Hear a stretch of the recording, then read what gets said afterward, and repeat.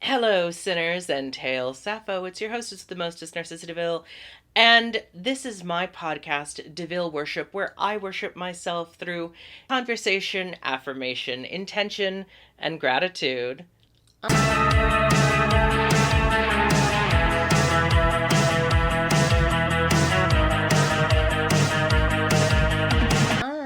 And this week, I wanted to talk about.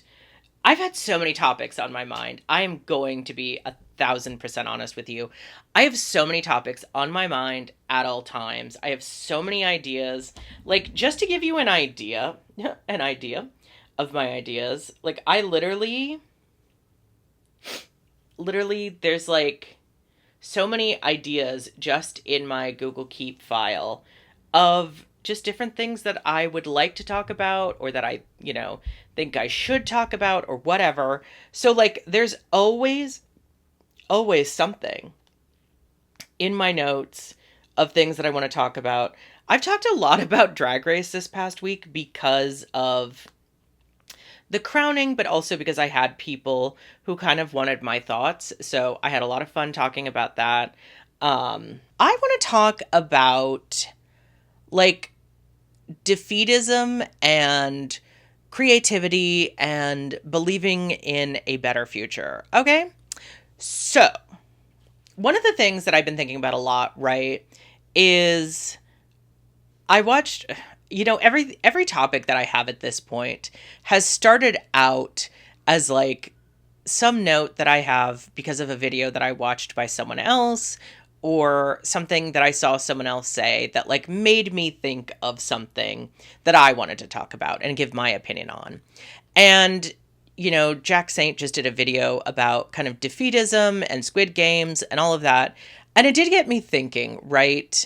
Because one of the biggest problems that I think I have personally been feeling and noticing is that there is such a desire to feel like, what the fuck is the point of doing just about anything, right?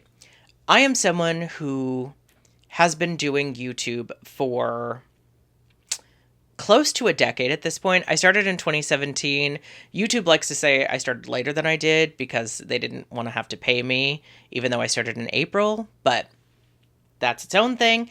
I started this in April of 2017. One of my first videos that I did, I had so much fun. I was talking about DragCon.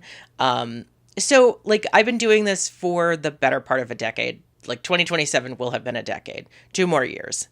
And then with writing, I've been doing that for 22 years. I mean, I've been doing it since I was 12, maybe 10. I mean, it's so murky that time in my life, but like anywhere between 10 and 12. When I first moved to Vegas, which was when I was 10, that was like 2001. So like that era was when I first really got into writing, and I have been doing it religiously ever since.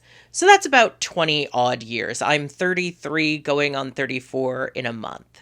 You do the math. But let's just say like you know, I'm someone who has been working at this for a long, long, long, long time. Longer than a lot of people have been alive, I've been working on this pursuit, as it were.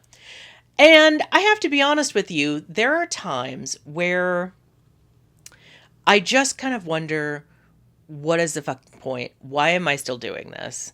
I think art has been very devalued. I know that every year or so we have a new like, oh, this is the end of novels, this is the end of literature, nobody cares, nobody's reading, blah blah blah blah blah. That story has gone viral on the news pretty much every couple years since I was like a teenager. So like that's just, I don't know, for some reason that sells ad dollars or something. I don't fucking know anymore. Anyway, so like that story always goes viral. But the reality of the fact is like, yeah, no, people actually do still love reading, but so much of like AI bullshit is just pushed down our throats. I actually saw a thread where someone said if you use ChatGPT, you can read like 100 books in a day, or maybe they said a year. And I'm just like, that's not reading. You're having something, so that's Cliff's Notes. Like, you've just reinvented the Cliff's Notes. And don't get me wrong, when I was in school, I was that bitch. I did use Cliff's Notes. Should I have? No. But I did. And a lot of people did. Because we all had our own thing that we wanted to be doing. I wanted to be writing myself, not the point. So, like, you've just reinvented Cliff's Notes. Congratulations. However, there is part of me that kind of gets frustrated because so much of the experience, obviously, as I have kind of pointed out, and maybe as you might have seen, I've been doing more shorts lately. And those shorts have been getting a lot more attention than my long form content. And that can be very, very frustrating because it's kind of like, okay, well, clearly people don't have the attention span. They don't want to listen to you ramble on for hours and hours and hours, which I'm so sorry I can't help but do. And so it's like, well, I don't know, maybe short form content is like, if you can't beat them, just join them, right? There is part of me, and the other part of me too, right, is I've been doing this for 8 years. YouTube, I'm at 1,500 subscribers. It kind of feels like it's stalled at this point. It's been stalled a couple times. And then with writing, still haven't got a publisher, still haven't got a literary agent. Doing this for 20 years, some people would say, girl, give up the ghost. Like, what are we doing here? Why are we still trying this? But here's the thing. Clearly, I think there is something kind of wrong with me in my ability to stay hopeful, right? In my ability to believe in myself, that even in my most depressed moments, even when I am really going through it and I really just feel like maybe I should give up, maybe this isn't meant for me, maybe this is not my journey the way I've always thought it was, even in those moments, that probably lasts for a couple days. And then I'm like, no, actually, this is all that I can do. There is no plan B, right? Like, being a writer, being a creative person, making videos on YouTube, that's really what I love doing. There's a reason that I keep doing it year after year, despite not really being paid for it. It's because I fucking love it. Do I deserve to get paid for it? Yes. Do I want to get paid for it? Of course. Will I someday? Absolutely. But what I'm saying is, when things have not worked out historically, it can be very difficult to imagine any world and any scenario in which things do work out. And I think part of the reality that a lot of us are facing right now, right, is that, especially for the last, say, decade, but probably for a lot longer if you've really been paying attention, things have just felt like they are continuing to get worse. And I mean that both, like, for a lot of us personally, but also, like, politically, historically, all of the above, right? I think, people always talk about this. Millennials have seen, which is my generation, have seen some really, really traumatic shit throughout our formative years. And like a lot of generations have, and people talk about how cyclical, whatever. I don't know. I'm not a generationologist or whatever. But I do know this, that having to witness so many traumatic events in a row, starting from about, I think I was 10 when 9/11 happened, and it just kept happening every couple of years. At least there used to be like time in between every couple of years. Now they're just coming back to back to back. And it's like, I'm exhausted, Mary. And it can be difficult, I will say, at times, to think that there is actually hope for something better. I feel like especially after the 2024 election, people like me, there are times when I have felt like, really, at what point do we just I'm going to go to bed, wake me up in 4 years. Not that I necessarily think that things are just going to be better in 4 years, but that's just like, sometimes that's just the feeling you have, right? Sometimes you just feel like, I can't take this. I am tired. I feel like we've been fighting this fight for a very long time. And so when you're in a situation where you have only seen things feel like they continue to get worse and worse and worse and worse and worse, you have to wonder, at what point do we feel like why are we like, why, like, girl, you got to give up, right? That is the feeling that I think a lot of people have. There's a lot of nihilism, right?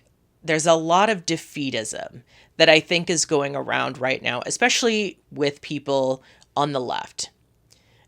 I mean, look, even Democrats, they're not trying. We've seen political Democrats not fucking trying. So we know it's not just the people, it's everyone top down in the liberal sphere, right?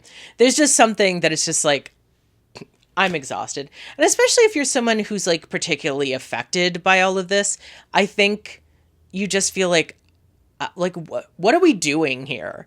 Like, we've literally gone from 2015, where marriage equality was passed, which was not that long ago. It was a decade ago, but that's really, in the grand scheme of things, so not that long ago.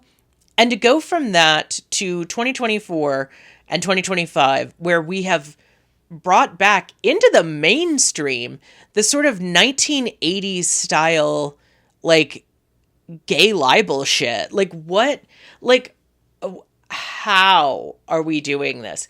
How are we doing this? Like, I don't get it. I don't get it. And so it's very hard not to be exhausted by it. It's very hard. And I am someone who, I guess you could say that against all odds, I am eternally optimistic. I don't know why. I really don't know why. Maybe there's something wrong with me that makes me eternally optimistic and eternally believe that things can and must get better. I do believe on some level that things have to get better, right? I don't know why. I don't know where that comes from. I believe that about my personal life and my career, and I believe that about politics, by and large. But I recognize that when you have seen just a lot of fuck shit after a lot of fuck shit after a lot of fuck shit, it's kind of hard to be like, girl, how are you picturing this better future? Because I just don't see it. And I know that a lot of people are feeling that. And I know that is a struggle that a lot of people are having. It's like, well, how can we collectively imagine this better future when all we see is just kind of like a lot of bullshit? How do you imagine that? How do you picture a future in which this is not the reality, that this does not continue, that there is something better around the horizon, right? That's a hard thing. That's a hard sell. I think especially right now, when it just seems to be getting worse and worse, it is hard. And so many times I think when we talk about how bad things are, it almost feels like that just kind of perpetuates this feeling of like, what the fuck is the point? And so it's kind of like you have to find a balance, right? You might not believe this. In my MBA class, of all places, one of the things that we talk about a lot is the importance of leaders and leadership to inspire a shared vision of a better future, right? Now, specifically, they're talking about in a company that is like struggling, but I think right now, being what capitalism is, we can say that America is a company that's struggling. And I think what we really need is a leader in the Liberal Party who can handle giving us a shared vision that we can all see ourselves in of a better future. Like, that's really what we need. Because in a dark, twisted way, that is kind of what it seems like Trump has given their side of things. Like, whether or not that's a future that almost anyone will be in is its own thing, but it is a shared vision of a better future that these people want. So, like, that's really what they're being sold on. That's what the whole Make America Great Again thing is at its core. Like, yes, it's racist. Yes, it's gross. Yes, it's a rehash of a fucking Ronald Reagan slogan. But at the end of the day, it is just kind of, leadership 101, inspire your team to believe in a shared vision of a better tomorrow. Like, it's worse for almost everyone else, but it is a vision of a better tomorrow if your vision of a better tomorrow is like 1950s America where you could be racist and own your wife again. Like, that's just what it is. That is their vision of a better tomorrow. But for the rest of us, I think a vision of a better tomorrow is a tomorrow where there's more equity. There is a better tomorrow where it doesn't cost $10 billion to own a home, where you make enough money that you can survive and you don't have to work 800 hours in 2 jobs or 3 jobs just to make ends meet, and you don't have time to, visit your sick grandmother. Like, having a medical debt doesn't, bankrupt you and make you houseless. Like, I think a true vision of a better tomorrow is a vision in which we as a society agree that we are all humans and we all deserve basic equity and basic human rights. And now you can get more, you can get way better. You can get so much better than just like the basics. But I think in some respects right now, we do need to just like imagine the basics too, because sometimes it's like some people can't even handle imagining just that. So we need to get that down and then go like, let's keep going. Because I do think we need to imagine, and to me, the bare minimum is equity for all, not equality, because as we all know, equity is a lot different than that. So like that is the bare minimum as far as I'm concerned, right? The bare minimum has to be equity across the board. We all have an even playing field. We all have the ability to do better than our parents, which currently does not seem like it's the case. We all have the ability to own a home. We all have the ability to make ends meet and hang out with our friends and just live our lives. You know what I mean? I think that's the bare minimum that we have to ask for. The bare minimum is like you treat people with respect and equity, and you treat people like fucking human beings, and we take care of each other. I think those are the bare minimum things that we can ask for. And I don't even think that's asking a lot. That's the thing. It's not asking a lot to say that we as a society and we as a country should take care of each other, that the government should take care of its people. I don't care if you think that's socialism. That is the bare fucking minimum, as far as I'm concerned. You should not have to work like 5 and 6 jobs and have, a 10 income household just to be able to afford rent. That's ridiculous. It's just ridiculous. It's not fair. It's not like, it doesn't make sense. And if your thing is like, you see that and there's so many times where I feel like people who are Republicans, they're so close to seeing it, but who they're blaming for this problem is always the wrong person. It's like if you see, hey, I'm not making as much as I used to. I can't afford my house. I can't afford my car payment. I can't afford eggs. And your vision is blame immigrants and trans people for that. What the fuck are you doing? Like, truly, if your answer to the problem of why can't I afford eggs is it must be because trans people exist and woke, I think you've got your priorities fucked up, babes. Like, there's something wrong there. And I get it. Everyone wants a scapegoat. That's its own thing. Well, I don't get it, but you know what I mean. Like, I understand that like scapegoating is like a thing in politics, right? But I also understand that like you're so close to understanding what the issue is. You're so close to understanding what the frustration is and what needs to change, but you're just blaming the wrong people.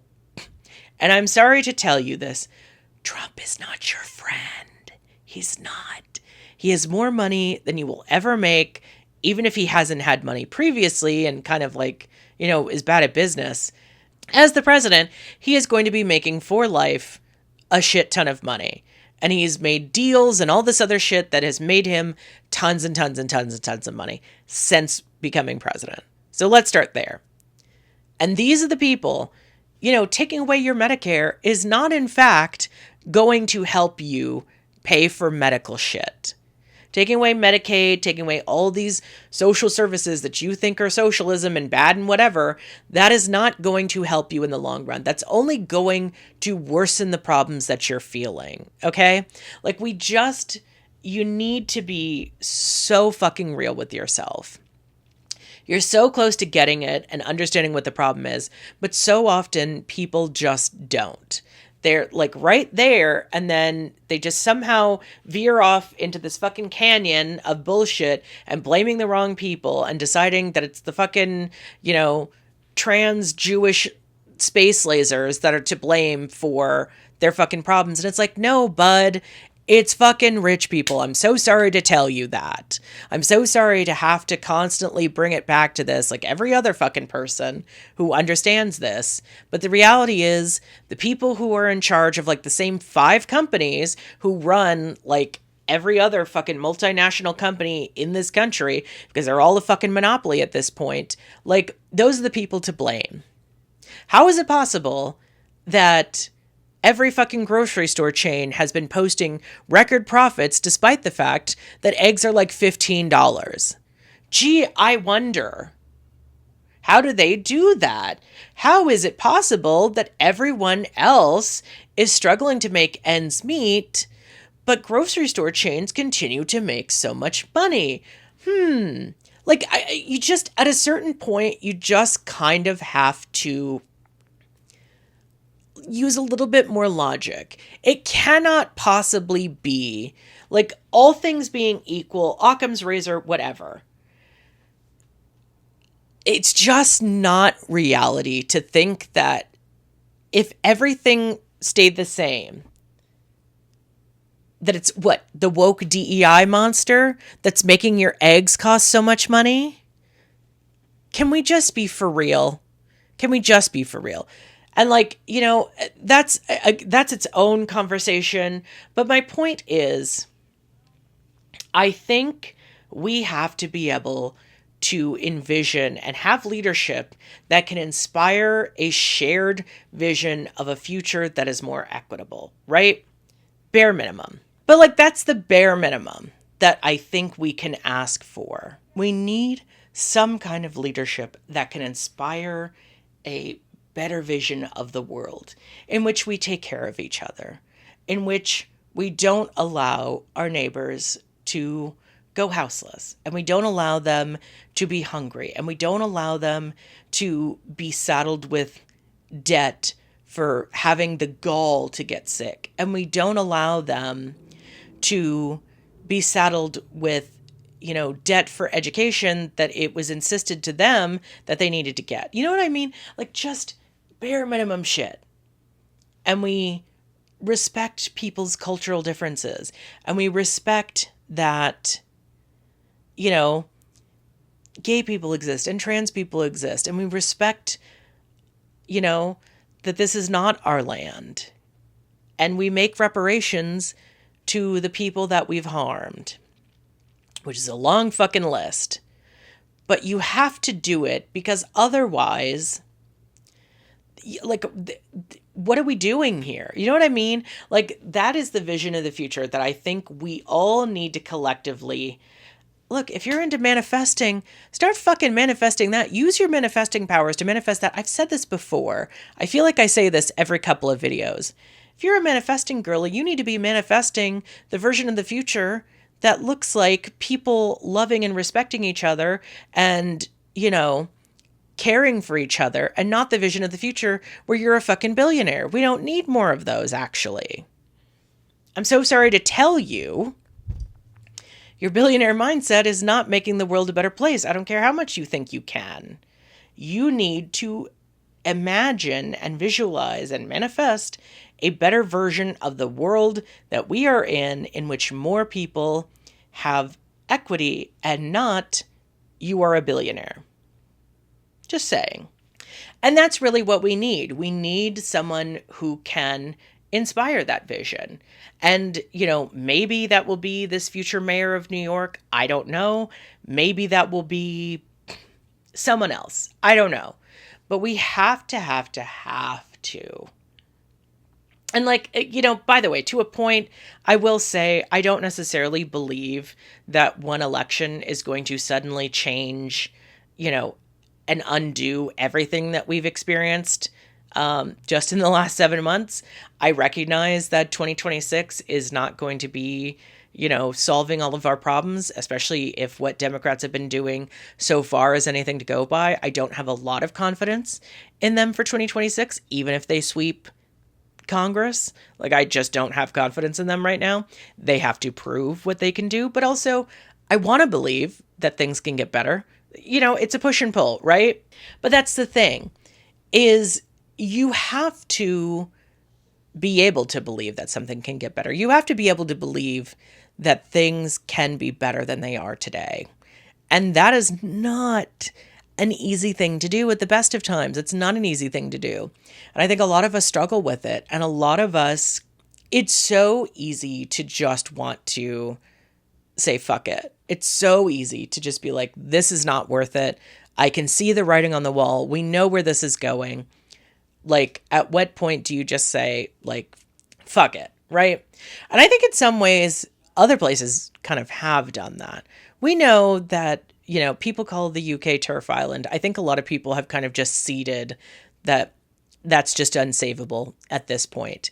And I don't really like that, because there are people who live there who are trans, who don't want to leave and can't leave and everything else. And I don't know if ceding ground to haters is quite the response, but I almost feel like that's kind of what we've just done collectively as a country too. I think we've ceded a lot of ground to a lot of hateful ass people, and it's made the country a worse place. So we have to first be able to collectively imagine a better world and collectively work towards a better world, because you can't just imagine it. You have to actually do it. That is the one thing I think manifesting gets wrong a lot of times. A lot of people just kind of talk about the imagining stage and don't talk about the actual fucking doing stage. And I think we have to do a lot more, and we can do a lot more.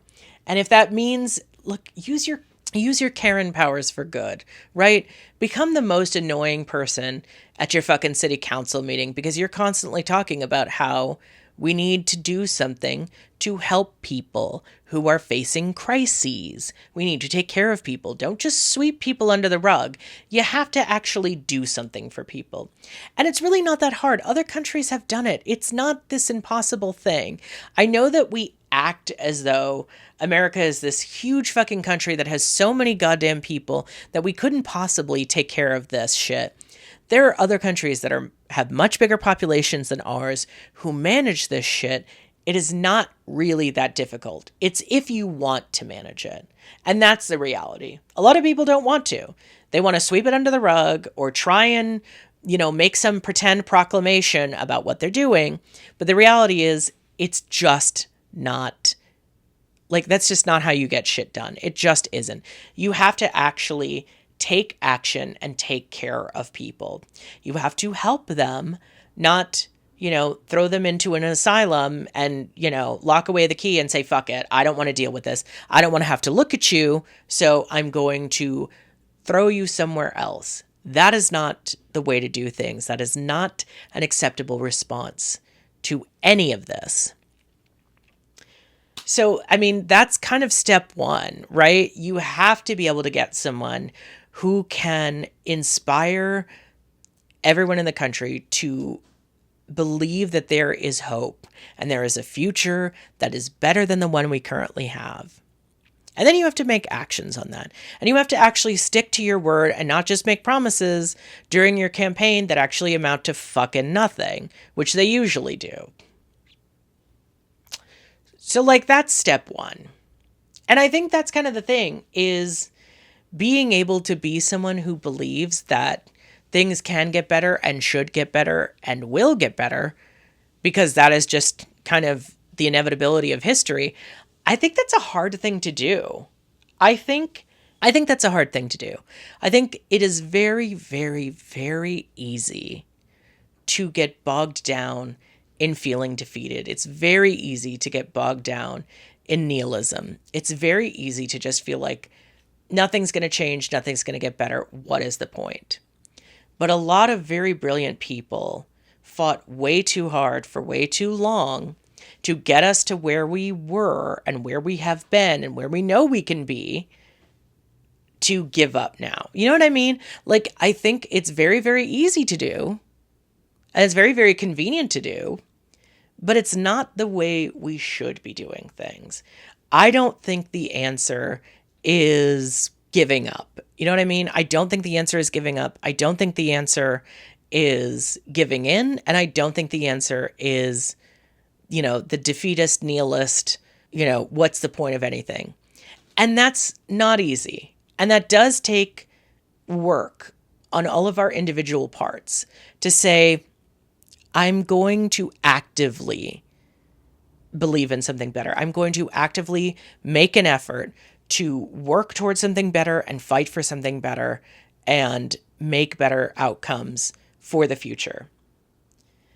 And it's hard when you're exhausted, right? I won't deny, when you have to work 20 jobs just to make ends meet, when you have family commitments and you have, so much of life, it's not an easy time.